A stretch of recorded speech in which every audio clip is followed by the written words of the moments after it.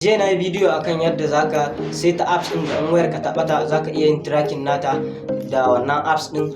To yau kuma za mu yi magana ne akan apps ɗin again, akan apps ɗin yadda kuma zaka yi tracking ɗin. Jiya mun yi magana akan yadda zaka saita shi, to yau kuma za mu yi magana ne akan yadda zaka yi tracking ɗin, ko kai arrest nata, dama mun yi wannan magana, ko kai arrest nata, ko ka sa ta ta ringi a duk inda take mai wayar ya kasa riƙe ta wanda ya ɗauki wayar.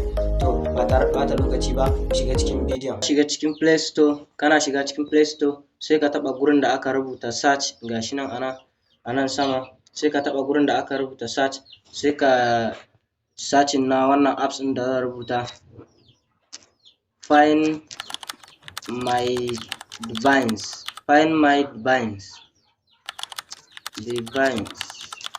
gashi nan.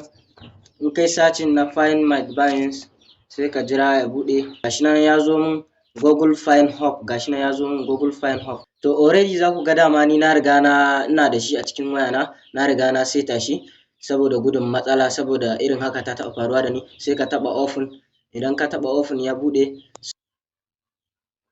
ka gani, kaga yanzu ya fara tracking na inda wayata take. Gashi nan ina garin Wambiu, ga inda nake nan gaba ɗaya. Misali yanzu to haka za ka yi in wayoyin da yawa, wacce ta ɓata ɗin ita za ka taɓa, idan wayoyin da yawa kenan, wayar da yawa wacce ta ɓata ɗin. To gashi yanzu ni asalin inda location ɗin da nake, gashi nan ya nuna location ɗin inda nake.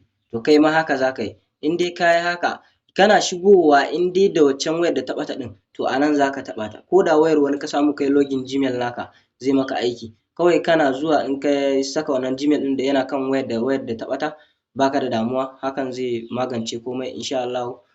Idan ka ji daɗin wannan bidiyon, kai subscribe, kai like, kai comment don samun sababbin trick na sirrin waya. Na gode.